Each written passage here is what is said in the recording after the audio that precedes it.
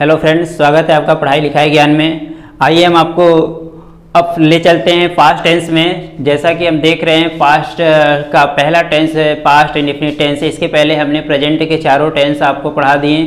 अब हम past indefinite tense के बारे में बताने जा रहे हैं। तो पास्ट इंडेफिनिट टेंस यानी कि अनिश्चित वर्तमान काल अनिश्चित भूतकाल के बारे में बात करते हैं। अनिश्चित भूतकाल पास्ट इंडेफिनिट टेंस।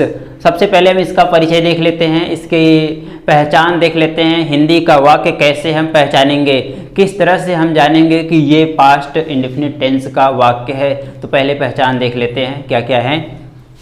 तो इस टेंस में कार्य का भूतकाल में जारी रहना पाया जाता है। यानी इस टेंस में सबसे पहले कार्य का भूतकाल में जारी रहना यहाँ पे कार्य का भूतकाल में होना पाया जाता है।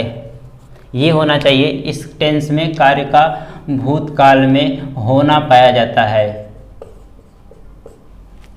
जारी रहना की बात करें तो वो कंटिन्यूअस में हो जाएगा। तो इस टेंस में कार्य का भूतकाल में होना पाया जाता है। प्रायः अंत में आ ए ई की मात्राएं आती हैं या ता था ती थी ते थे।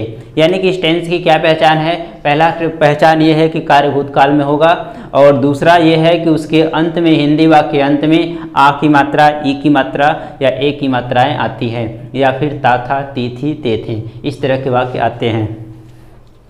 रूल्स देख लेते हैं। तो रूल्स इसका सबसे सरल है, देख लेते हैं क्या है। सभी कर्ता, वो सभी कर्ता या वो सिंगुलर हो या प्लूरल, सभी कर्ता सभी सब्जेक्ट या एक वचन हो या बहुवचन, सबके साथ मुख्य क्रिया का दूसरा रूप लिखते हैं। ये ध्यान दीजिएगा कि पास्ट इंडेफिनिट टेंस के अफर्मेटिव सेंटेंस में कोई भी हेल्पिंग वर्ब का प्रयोग नहीं करते हैं। हेल्पिंग वर्ब यहाँ पे नहीं आती है। इसका स्ट्रक्चर देख लेते हैं। तो स्ट्रक्चर क्या है हमारा, सब्जेक्ट, उसके बाद तुरंत आ जाता है वर्ब का सेकेंड फॉर्म, उसके बाद ऑब्जेक्ट, अदर वर्ड, प्लेस और टाइम। ये हमारा जो रूल्स है ये है अफर्मेटिव का। अफर्मेटिव और नेगेटिव और इंट्रोगेटिव नेक्स्ट वीडियो में आपको मिलेगा। तो हम इसके सेंटेंस देख लेते हैं कैसे बन रहे हैं। अध्यापक ने मुझे अंग्रेजी पढ़ाया। अध्यापक ने मुझे अंग्रेजी पढ़ाया। लास्ट में देखिए आ की मात्राएं आ रही है, अतः ये कौन सा टेंस है, पास्ट इंडेफिनिट टेंस है। ये ट्रांसलेट कर लेते हैं। सब्जेक्ट हमारा है अध्यापक, अध्यापक का द टीचर, उसके बाद वर्ब का सेकेंड फॉर्म पढ़ाना, पढ़ाना का टीच होता है, टीच का सेकेंड फॉर्म टाट। कुछ छात्र गलती कर देते हैं, ज़्यादातर वे लोग वर्ब का सेकेंड फॉर्म और थर्ड फॉर्म के लिए सिर्फ ईडी ही अप्लाई कर देते हैं, तो गलत कर देते हैं। थोड़ा सा उन्हें जानना चाहिए कि कुछ वर्ब ऐसे हैं जिनके सेकंड फॉर्म और थर्ड फॉर्म चेंज होते हैं। उसके बाद ऑब्जेक्ट देखिए, अंग्रेजी पढ़ाया, दो ऑब्जेक्ट है, मी और इंग्लिश आई, मुझे और अंग्रेजी दो ऑब्जेक्ट है। हमने बताया था कि जब दो ऑब्जेक्ट हो और एक सजीव और एक निर्जीव, तो कोशिश करते हैं सजीव ऑब्जेक्ट पहले लिख दें और निर्जीव बाद में। यदि हमने निर्जीव बाद में लिखते हैं और सजीव को पहले करते हैं तब क्या होगा, इसको हम ऐसे भी लिख सकते हैं, इसके बाद इंग्लिश, उसके बाद टू मी। यदि बाद में लिखते हैं सजीव ऑब्जेक्ट को तो हम टू मी लगा के लिख सकते हैं, इस तरह से लिख सकते हैं। यानी कि हम इसको या तो ऐसे लिखें या तो ऐसे लिखें, दोनों सही है। नेक्स्ट सेंटेंस देखते हैं। मैं इस घर में रहता था, तो मैं का आई हो जाएगा, आई उसके बाद रहना सेकंड फॉर्म लिव होता है, लिव में बस ईडी लगा देंगे, I lived in this house. अगला वाक्य है राजा दशरथ अयोध्या में राज्य करते थे। देखिए लास्ट में इसमें भी ता था आया था, इसमें भी ते थे आया, यानी कि ता था और ती थी। जो हमारा पहचान है वो जैसा कि हम देखे थे वैसा आया हुआ है। तो राजा दशरथ अयोध्या में राज करते थे, तो राजा दशरथ के लिए किंग दशरथ। राज्य करना का होता है रेन, रूल भी होता है राज करने का।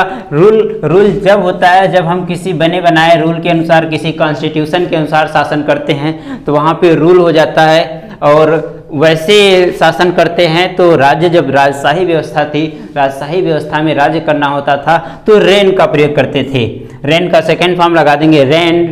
उसके बाद स्थान इन अयोध्या। नेक्स्ट है राधा ने अपना पाठ याद किया, तो राधा सब्जेक्ट हो गया, राधा याद करना का लर्न होता है, लर्न का सेकेंड फॉर्म लर्नट। और कुछ छात्र ये गलतियां कर देते हैं, लर्न में ईडी लगा देते हैं।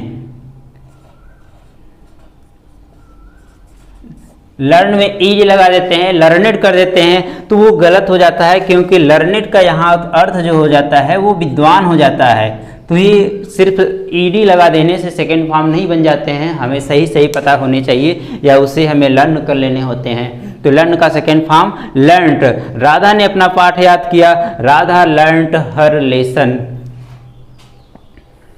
कहते हैं नेक्स्ट सेंटेंस हमारा है आज जोर से वर्षा हुई।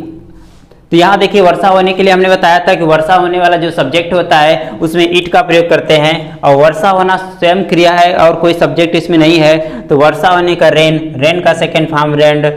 तो इट रेन्ड, उसके बाद जोर से की अंग्रेजी क्या लगा देंगे, हैविली। इट्स रेन्ड हैविली आज के लिए टुडे। नेक्स्ट सेंटेंस हमारा है उन लोगों ने आपकी सहायता की। दे सहायता करना का हेल्प, हेल्प का second form helped. They helped you, आपकी सहायता की। हम लोगों ने पौधों को पानी दिया। तो वी वाटर्ड द प्लांट। हाँ ध्यान दीजिएगा, वाटर वर्ड जो है, वाटर के कई अर्थ लिए जाते हैं। वाटर, जैसा कि हम लोग देख रहे हैं, वाटर का एक नॉर्मल जो अर्थ होता है हम लोग पानी से लेते हैं, वाटर का अर्थ पानी, और वाटर का ही अर्थ, इसका अर्थ मुंह में पानी आने के लिए, जब मुंह में पानी आता है उसके लिए भी हम वाटर ही लगाते हैं। जैसे मेरे मुंह में पानी आ गया, माई माउथ वाटर्ड। और पानी देने की बात आती है तब भी वाटर का ही प्रयोग करते हैं। यानी वाटर के तीन अर्थ हम अलग अलग देख सकते हैं, दो वर्ब के रूप में और एक नाउन के रूप में। तो ये रहा हमारा पास्ट इंडेफिनिट टेंस का अफर्मेटिव सेंटेंस और रूल्स, और इसके नेगेटिव और इंट्रोगेटिव रूल्स आपको नेक्स्ट वीडियो में मिलेगा। हमारे चैनल को सब्सक्राइब करिएगा, प्लीज़ लाइक करिएगा, शेयर करिएगा मित्रों के साथ। धन्यवाद।